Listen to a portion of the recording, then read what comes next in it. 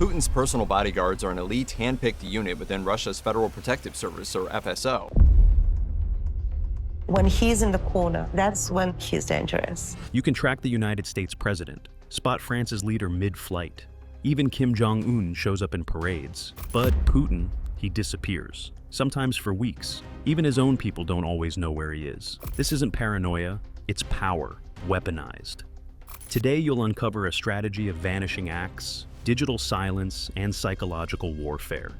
Because Putin's strongest defense isn't a wall or a bulletproof car, it's the certainty that you'll never be certain. By the end of this video, you'll understand why attacking Putin is almost impossible.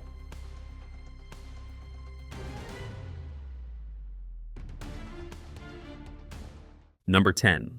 The man you can't find. There are leaders you can locate in real time. Then there's Vladimir Putin, a man whose greatest security asset is uncertainty itself. His movements are rarely confirmed, often denied, and occasionally fabricated. Entire motorcades depart from different Kremlin gates at once. Helicopters lift off in opposite directions. Schedules leak, only to reveal nothing. Even members of Putin's own government are left guessing. Meetings appear on paper, but happen without him, or don't happen at all. It's not that Putin hides, he evaporates. This isn't paranoia, it's doctrine. The fewer people who know where Putin is, the harder it becomes for anyone, enemy or ally, to reach him. He's not just protected by walls or security personnel, he's protected by absence. And in a world ruled by visibility, Putin's power flows from one thing, being untraceable. He's not off the grid. He is the grid, rewired to vanish on command. Number 9. A state within a state. Protecting Putin isn't just a job, it's an empire. The Federal Protective Service, or FSO, is Russia's most secretive security agency, and it answers to no one but Putin himself. With an estimated force of over 50,000 personnel and $1 billion annual budget, the FSO doesn't simply guard the president, it controls all access to him. Unlike the military or regular police, the FSO operates entirely outside traditional oversight. It can issue orders, conduct surveillance, and even override regional authorities, all in the name of protecting one man. But here's the twist. The FSO isn't part of Russia's power structure. In many ways, Russia is part of theirs. From secure communications and convoy logistics to internal loyalty checks, the FSO filters who gets near Putin and how close. If power in Russia is centralized, the FSO is the fortress around it. Think of them not as bodyguards, but as gatekeepers to the throne. And in this kingdom, even the king needs permission to be seen. Number 8. Motorcades, planes, and decoys. When Putin moves, the movement itself becomes a weapon. His motorcades, sleek, black, and armored, rarely travel alone. On any given day, multiple identical convoys can leave different locations simultaneously. Some head toward airports, others vanish into tunnels. One of them might carry Putin, or none of them might. It doesn't stop at the road. In the air, identical aircraft follow diverging flight paths, some broadcasting fake transponder signals. Decoy helicopters can lift off as distractions, while the real president travels underground or by secured, hidden route. The goal? To confuse not civilians, but intelligence agencies. Western analysts have admitted that even with satellites, surveillance, and human assets, tracking Putin in real time is almost impossible. The choreography is too complex, too layered. The brilliance of this system lies in its misdirection. You're looking for a pattern, but the pattern is chaos. The decoys aren't just protection, they're psychological warfare. Because if you never know where Putin is, you can never know where to strike. Number 7. Body doubles and saturation. It sounds like fiction, but it isn't. Putin has used body doubles, and it's no longer a theory. Russian insiders and intelligence leaks have confirmed their existence. These doubles are trained to mimic everything: the tilt of his head, the curve of his gait, the precise way he holds a pen. But they aren't deployed for danger. They're used in low-risk, symbolic events. Ribbon cuttings, distant public visits, carefully scripted appearances where the illusion doesn't need to hold up under close scrutiny. And yet, this creates a deeper effect: perception saturation. When there are too many Putins, there's no one real Putin to track. Western intelligence agencies have spent years analyzing footage, trying to determine, was that him? And that's the brilliance. The goal isn't to fool you once, it's to overwhelm you with possibilities until the truth becomes irrelevant. If every version might be fake, then even the real one is unreachable. In this playbook, confusion is security and doubt is armor. Number 6, a president without a trace. In the digital age, most people leave a trail. Emails, texts, location pings. Putin leaves nothing. He doesn't use a smartphone, doesn't write emails, doesn't browse the internet. His entire digital existence is air-gapped, sealed within closed military networks designed to prevent even a whisper from escaping. Communications are stripped of metadata. Devices are rotated. Access is compartmentalized. There is no digital Putin to track, because there's no digital Putin at all. By comparison, the average teenager is easier to surveil than the leader of the Russian Federation.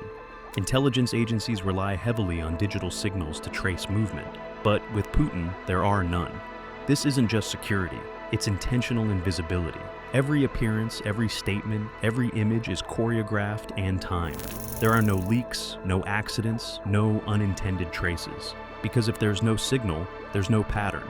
And if there's no pattern, there's no opportunity. In Putin's world, even the silence is encrypted. Number 5. The Kremlin is a trap. To the world, the Kremlin is a symbol of Russian power, but to those inside, it's something else entirely, a fortress engineered for control. Behind the iconic red walls are sensor-lined corridors, blast-resistant rooms, and zones sealed tighter than military bunkers. But the real weapon isn't steel or stone, it's psychology. Putin's staff are under constant rotation. No one stays too long, no one gets too familiar. Even high-level aides are kept at arm's length, rotated, reassigned, replaced. Because in this world, familiarity equals vulnerability. You don't live alongside Putin, you orbit him. Inside the Kremlin, proximity is a privilege that never becomes routine. From assistants to chefs to security personnel, everyone is carefully selected for loyalty and disposability. The walls may be lined with history, but the air is thick with surveillance. This is not a palace, it's a pressure chamber, a space where trust is never given, only managed. And in this carefully controlled isolation, Putin lives surrounded by people, but never among them. Number 4. Food, poison, and paranoia. In Putin's world, mealtime is a battlefield. Every dish he eats is vetted, prepared separately, and tasted in advance. Multiple kitchens may cook the same meal, but only one serves it. The others? Decoys, control mechanisms. No shared meals, no casual bites. Even with top officials, food is never communal, it's compartmentalized. Why? Because in Russia, poison has a history. From Litvinenko to Navalny, toxins have long been tools of political messaging, and Putin knows it. His precautions aren't just health-related, they're survival protocols. Only a tiny inner circle handles his food, and even they face strict procedures. Trust, in this environment, isn't emotional, it's operational. Food tasters, swapped plates, last-minute changes. Every bite is choreographed, every sip a decision. It might seem excessive, but in a regime where enemies often die without a trace, paranoia becomes policy. Putin doesn't just avoid risk, he prevents the possibility of risk. Because when power is absolute, the smallest detail, like lunch, can be a threat. Number 3, the vanishing excuse. When COVID-19 swept across the globe, leaders retreated, held remote briefings, and adjusted. But Putin, he vanished, and never fully came back. Strict quarantines became his shield. Visitors were isolated for days, tested multiple times, and still kept at absurd distances. Those infamous long tables weren't just optics, they were policy. But here's what most didn't realize. Many of those protocols never ended. Even as the world reopened, Putin's inner circle stayed sealed. COVID wasn't just a crisis, it was a perfect excuse. It gave Putin the cover to institutionalize what he always wanted: extreme separation, controlled access, a doctrine of distance. And with the pandemic came a convenient narrative: absence as caution, not strategy. But behind the scenes, the security measures expanded. Appearances became rarer, contact more restricted. The virus didn't transform Putin. It revealed the system he already believed in. And once the world accepted his disappearance as safe, he made it permanent. Number 2. Bunkers and weaponized silence. When crisis erupts, most leaders step into the spotlight. Putin often does the opposite. He disappears. For days, sometimes weeks, no press briefings, no statements, no sightings. But this isn't indecision, it's tactical silence. Russia is riddled with rumors of underground bunkers, from the Urals to the Altai Mountains. Hardened, self-sufficient, and unreachable by satellite, these secure locations allow Putin to vanish entirely. During geopolitical escalations or assassination rumors, his absence becomes the message. You can't find me. You can't touch me. This vanishing act leaves foreign analysts scrambling. Is he ill? Dead? Planning? The lack of information creates instability, and that's the point. In Putin's strategy, disappearance is dominance. No leader in modern history has wielded silence as a weapon so effectively. In a media-obsessed world, his refusal to be present becomes a flex of control. Because when someone this powerful goes dark, it doesn't feel like peace. It feels like the storm before the strike. Number 1. The long table strategy. At first, it looked absurd. A tiny man at one end of an impossibly long table, his guests barely visible at the other. The image sparked memes, but the meaning runs deeper. This isn't fear. It's architecture as power. The long table isn't just about distancing. It's a performance of dominance. Putin's physical separation becomes psychological leverage.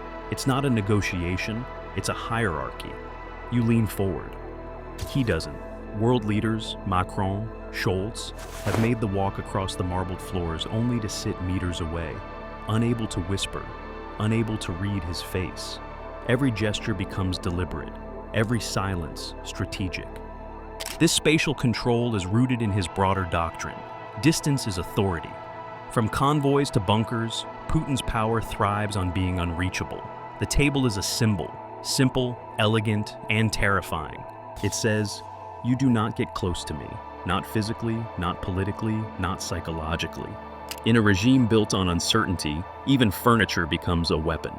Because in Putin's world, control isn't asserted with fists, it's imposed in centimeters. You don't attack a shadow, you fear it. Putin's armor isn't steel, it's the absence of a target. Decoys, distance, silence. This isn't just security, it's doctrine. But is it safety or a gilded cage? Tell us what you think below. Like, subscribe, and share the question.